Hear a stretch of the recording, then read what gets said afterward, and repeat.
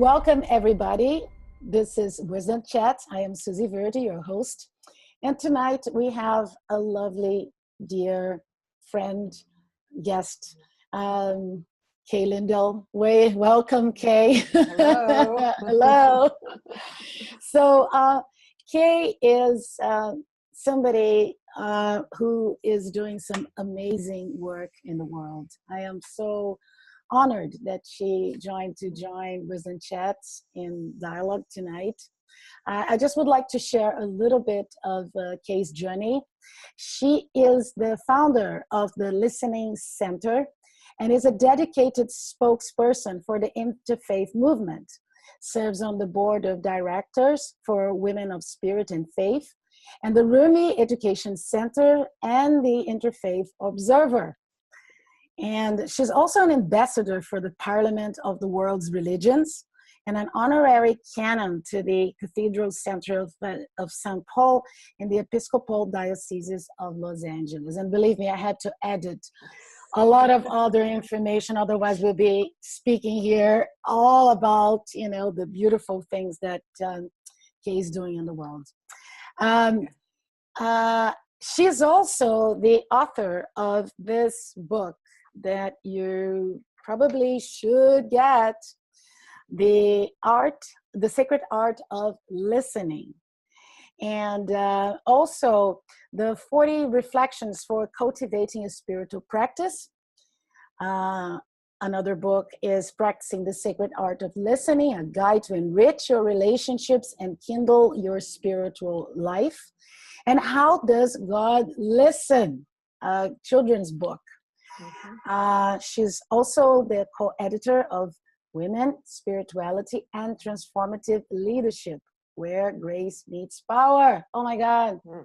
Beautiful. Thank you, Kay. Yeah. Wonderful. That's great.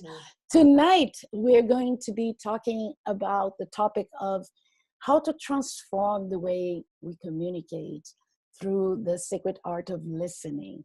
And I'm sure you'll get tons of inspiration through Kay's words as she shares so beautifully in her book. And that's where we're going to start our conversation tonight. But I'm sure she's going to just add so much beautiful stuff as she usually does. So anyways, Kay, just to get the ball starting, as I started reading your book, in the first pages, I came across a beautiful phrase, and it says, listening is a way of being in the world. I love that. This is so profound. Can you share a little bit of what it means to you? Yes, I'd be happy to. I'm so happy to be here with you, Susie. It's just wonderful. It feels like we're in the same room. I like that. Yeah. Thank you.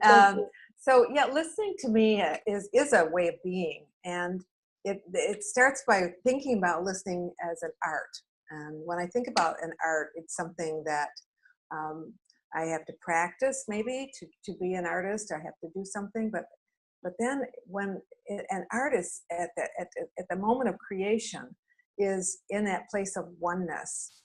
It's those times when time seems to stand still and you're not aware of time passing and you're just at one with the creation, whatever it is you're doing or being. And I think listening is the same way. So listening changes from something that we do, because we're not doing it anymore. We're simply being there. We're being that, what I call a listening presence. We're being in that moment, fully present, creating the space in which someone else can speak authentically and know that they are being heard. I love the way that you compare deep listening with beingness.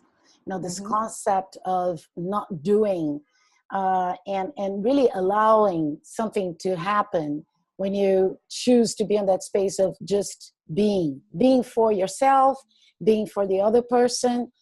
And then as you say in your book, miracles can happen from that space. Yes. So what kind of miracles? Well, unexpected miracles.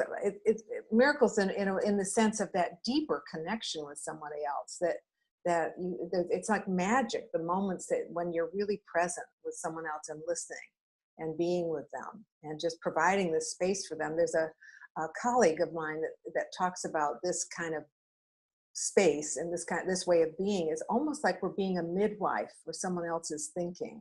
So by the way we listen, the power of our listening, the impact of our listening can provide the space for someone else's thinking, for someone else maybe to say something they've never said before. They never thought quite through. They've maybe never spoken it out to anyone, but we don't do it for them. We just be it. We be that presence that we are there to hold that space in which someone else can really speak. And when that happens, when we get in those kinds, it's like, it is like magic. It's what's his name? Martin Buber. He says when two people authentically connect with one another in that way, it's like God is the electricity that surges between them. There's something, it's those moments. It's those moments when you know that there's another person there and you're there and there's something else there as well. There's another presence that exists when we are in that space of oneness and beingness with someone else. And we're really listening to them. I love what you just said, because I think most people would almost like take for granted that they're just listening when someone is talking. But actually what most people do, and yes, I do it too sometimes when I'm not aware, when I'm not present enough, it's like thinking of what's going to come next, or what it is that we're thinking about what the other person is saying, or even worse, when we are projecting our judgments of, this is wrong, this is right, I agree, I don't agree. And even having a whole reaction in our bodies as a consequence of maybe feeling tensed, anger, resistance. And this is such an antidote for connection in and out of itself, right? Exactly. Yeah. And you're right. I mean, so many people, when I ask people, are you listening? Everyone says, well, of course I'm listening. Yeah, I'm listening. And oftentimes what that means is they're hearing words. Yes. And they're not really present to the person who's speaking. So what's the difference then? So let's just go step by step here. What's the difference between listening to words versus deep listening? Well, I think it's almost like one is hearing. You're hearing the words, but you're not connected to them necessarily. I mean, sometimes someone says, "Are you listening?" Yes, and you can repeat back what they've said, but you haven't really been listening to them. You've heard words come in. I think that's one way to distinguish it for me, is just to say that there's a difference between hearing words and listening to words, listening to people. Okay, so I hear you say that they're listening to words as opposed to, so if you're going beyond listening to words, then what happens to you, for instance, when you're having meaningful conversations with people in which you're really practicing deep listening? What happens inside of you? I'm not aware of anything. I'm just being in that space. I'm not thinking about what I'm going to say. I'm not thinking about how I should, whatever else is going on in my head. I'm just not I'm present in a whole new way in the silence. One of the ways to practice this, because it's difficult. It's not easy. There's a Cuban proverb that says, listening looks simple, but it's not easy. Every head is a world. So we all see the world through our own eyes, and we see what we see, and we have our own perceptions, and everybody has a different one. So we have to really focus on the listening aspect. And I think this becomes here's the listener, right? Jump into the next slide. But I just would like to say that how important that is for any kind of relationships. From the personal ones to even peace work, where there's deep-seated conflict and opposition, because we almost want to be right when we're engaging in communication most of the time, don't we? Yes, and sometimes people, I've noticed that when it's particularly in a conflict situation, that sometimes we think that if we just listen long enough, we say we're listening, we're really intentional, we want to listen, And there's something in the back of our minds that says, if I listen long enough, they'll change their mind and start thinking like I do. And that's not necessarily true. Yeah. But that's kind of the process. And I've noticed that, we just, we're going to listen. We're really going to listen to you. I want to hear what you have to say. But somewhere inside, and the person, that you want them, you're hoping that they will come around to your way of thinking. And Right. so there is that. And the person who's being listened to, they know that. That's why the definition that I use about providing the art of becoming a listening presence is to become that space. It's about a way of being in which stillness and attentiveness provide the space for someone to speak authentically and know they are being heard. Mm. There's a lot in that sentence. Yeah, no, absolutely. I know for myself that deep listening is one of the core skills of a good coach. If you're working, with people, and I know that that art of deep listening can really allow people to reconnect with their aliveness, because some people might say, well, I've been disconnected with my aliveness so long, I don't even know what I want. And that process of allowing someone to be deeply heard really allows, as you said, something very unexpected to come up, which comes from a very vulnerable space, a very, very trusting space, right? Yes, absolutely. There's a woman by the name of Brenda Euland who talks about this very thing about that there's a well within us that dries up. And when we are truly listened to, it helps. It's like water coming into the well again. It fills you up. So you were saying that people don't think they're listened to, but that there's something in us that when we are really listened to in this way, that we fill up again. We become more who we are because we have someone there to provide that space for us. And it's so missing in our culture.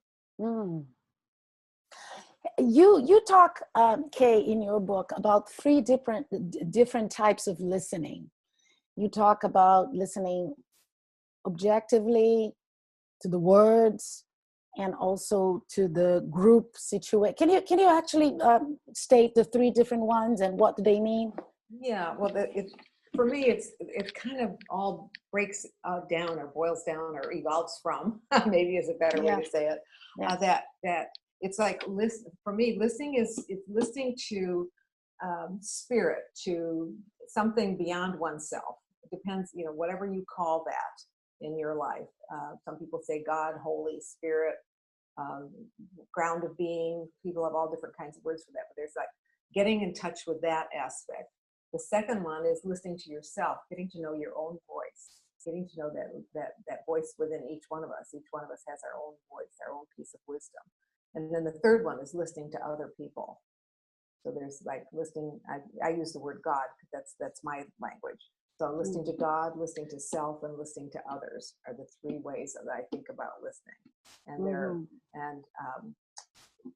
there are different ways of speaking about each of those three and different things to do to practice it. So would you say that listening to the self would be what, say, I don't know if you're familiar with his work, but what Eckhart Tolle calls the observer? It's our capacity to observe our thinking mind, having thoughts. Would that be the same? The way I talk about it, I'm not sure if it's the same or not, but the way I talk about it, it's about getting in touch, taking the time to reflect before you speak. And it's almost like, instead of saying, what do I want to say next? Say what wants to be said next. And just switching that from what do I want to what wants to be said next causes me to go inside and say, well, what does want to be? Connect with that inner voice.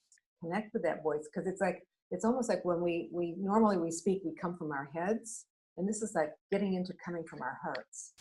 Digging deeper into that. I love this concept. I would actually like that you could deepen it a little bit. The idea of the thinking mind versus the heart mind. Yeah. And so much, so much is said from this need to basically react and continue in the thought process versus, moving to the heart mind that is so much more open and receptive and able even to come up with more loving solutions for situations, right? Yes, absolutely. We are the pace of our culture right now is so fast that what is normal is to just come up with an answer really fast. Just as soon as someone asks you something, yes, blah blah blah blah blah, and just go on and on. And this kind of heart thinking, heart listening, takes a little more time, and it takes just that pause, perhaps, of just stopping for a few seconds before you speak. Or one of the things that I talk about is just when someone else is speaking and they stop speaking, rather than jumping right in with your response to what they've said, take a breath and say, is there anything else? And then just wait for 2 or 3 seconds and be really open to them speaking more, rather than I hope they don't say anything because I want to talk, because that doesn't work. But if you're really authentically saying, tell me, is there anything else you have to say? Is there anything more? And most people will find that when they're given that opportunity, they do have more to say, because they get in touch with things. Like, people say this all the time. We do these exercises in my workshops, and they say all the time, they say, oh, I thought of something that I hadn't thought of before. I got in touch with something that really was important to me that I wasn't aware of. Just by taking that time, just to go a little bit deeper. I was wondering if you could share some experiences that people have through going through your workshops and your programs. What is the most common denominator that people actually find as a result of their journey, or of themselves, or of the process itself? Can you share a little bit about that? It's just so interesting. It's just fascinating to me, because I do it in many different settings, but at the end of the workshop, I'll go around and find out what people are going to take away with them. And almost always it comes down to family and relationships, personal relationships. That's the highest one. And then they say, taking it into the work situation, they will listen more to their clients, or they'll listen more to their people that they work with, and those kinds of things. But the primary yearning is for these personal relationships, whether it's family or it's a personal friend, a friendship. You're just the people. So that people relationship with personal relationships.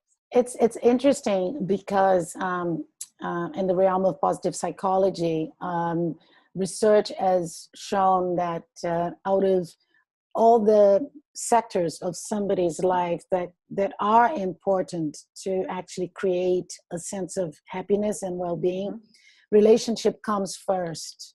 Research shows that this is the most important factor to find like a state of harmony and well-being, and because it really affects our sense of belonging, of being loved, of loving, of being accepted, of expressing ourselves from our most vulnerable selves. And I find it so interesting that your practice of deep listening is allowing people to actually find new ways of communicating and creating new avenues through which they can just relate better, right? Exactly. And they often talk about that. And some people, I don't often see people afterwards. I go in and do a workshop, and I may not see those people again, but every once in a while I do, or I get a letter sometime later on, and people will tell me what a difference it's made in certain situations in their lives, that they've been able to just pause and take a breath and listen and allow it to, whatever conversation to unfold from that space. Do you feel like people sometimes are afraid of taking this route, as like, they might be losing their power, or they might not express their points as strongly, like, they think they should? I think there is some of that concern. There's a concern about being vulnerable. Mm. Because when people are first, either when they first start listening to themselves, or when they listen to are listened to by other people, they said they feel really vulnerable because they're not used to being listened to in such a deep way. And it feels like, do I really want to say what's really in my heart to this person? So there's a level of trust that, as you mentioned before, that the trust in that there is a safe space in which to go that deeper place. Because we're just, it's such a missing, again, in our society, the focus is not on relationship, it's on getting things done. And getting things done is important. I'm not saying that that's not important, but I think things get done better when people are in a relationship. Things work more efficiently, more smoothly. There's a more flow to the things once we're in a relationship.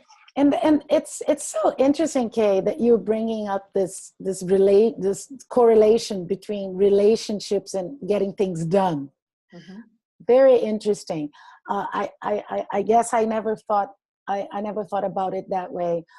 So what I hear you say is that choosing relationship, you are actually giving a chance to serendipity to take place, to a deeper interaction to take place, to the beingness be the main factor of that interaction. And that obviously will take some more time, and it will take more practice, and perhaps a bit more patience. And I would even say, working on our own agendas so that we don't feel like we need to defend or being right, versus being very effective in finding a solution. Yes. Well, it's interesting because when I first started doing work 20 years, I've been doing this work for 20 years. And when I first started out, I started off through the process of dialogue and really studying what dialogue was, and how it just the difference between dialogue and discussion, and how most of the time we're in discussions and we think, we actually don't know. Sometimes we're back and forth between a dialogue and a discussion. And one of the things that happened within those first few years was the work that was being done in business with the dialogue process. And what they discovered is that if they would take the time to have a dialogue about something, which is a dialogue is a more open-ended conversation where you're not looking for an answer, a specific answer. You're just exploring, see what shows up. It's similar to brainstorming, but a little bit different from that, because it's more of in a flow and more of a conversation than brainstorming. And once they do that in the business world, then they go into a business meeting where there's an agenda and they have to get things done. They find that the things get done faster, they're more efficient, people work together better because they've had this opportunity ahead of time to really explore and sort of dig around and mess around in whatever it is they're talking about that day. And then they can go to action. Then action follows that. I love And that. it just makes it, things just go better. Just, again, I use the word flow because I like that word. Yeah, me too. Flow. I love it. But don't you think it's also because they're building connection? Like if you bring two people together and they engage on some sort of deep listening, dialogue, heart connection, and they spend that time to just work on that relationship first, then whatever comes up next, it almost like comes from that space of synchronicity.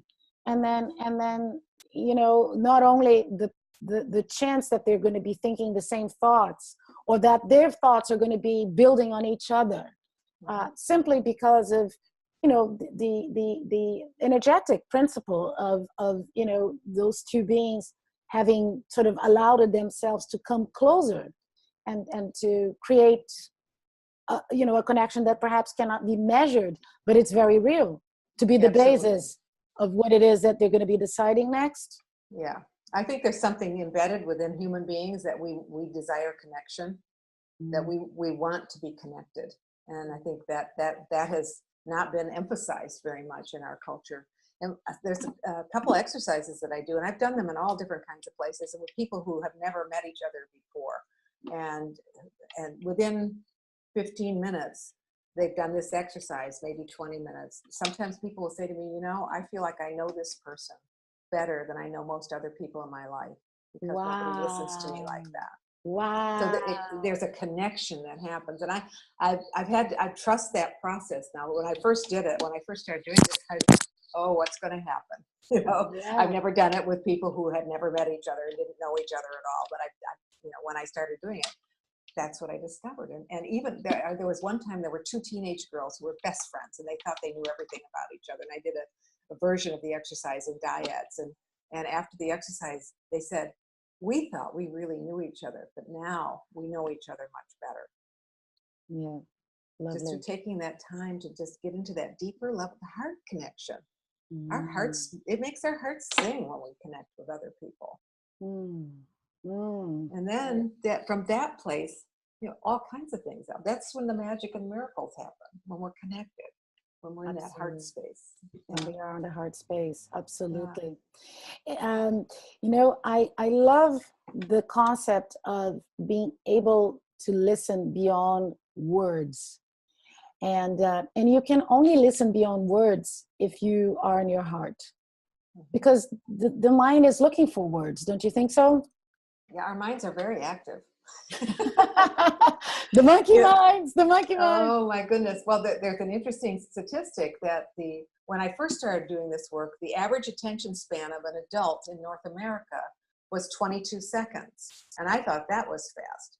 Then about 10 years ago, they did those studies again, and it was down to 12 seconds. The most recent study is about 2 or 3 years old now, and it's down to 8 seconds. Yes. So that means every 8 seconds, something's coming into our mind to distract us. That's those words, those thoughts, those feelings, those emotions, all that. It's always coming in there. And so it's difficult to just learn how to let those things be, so you can become being in the present space. Absolutely. Absolutely. Kay, I can't believe, but we're coming up to the closing of our first block. I can't believe. Oh my goodness. This is unbelievable. I've got to do a series with you. It's like 10 blocks. This is great. So I just would like to close this first part by just again introducing quickly Kay. Kay has written this amazing book, The Sacred Art of Listening.